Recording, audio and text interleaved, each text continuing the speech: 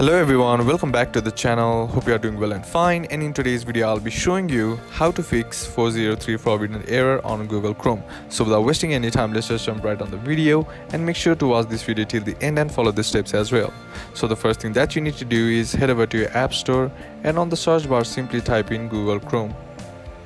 And once you hit enter, all you gotta do is tap on the app and check to see if the app needs an update or not. Sometimes the older version also might be causing the issues that you are facing, so just simply updating the app to the latest version will probably fix the issue. If you are still having the issue, then what you can do is just simply head over to your settings app, and once you're inside your settings app, scroll down, then tap on general.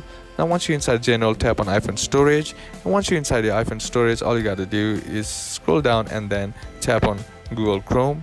And once you're inside here, all you gotta do is tap on offload app. Now what this does is it resets the app by clearing all the bugs and glitches that is present in the app, which might be causing the issues that you are facing. So just simply updating the app to the latest version will fix the issue. So once the process is done, tap on delete app, and once that process is done, all you gotta do is try again, and that's how to do it. And that's it for today's video, guys. Hope this video was useful to you. Leave a like if it did, comment down below what the next video should be on, consider subbing to the channel. Thank you for watching. Bye bye.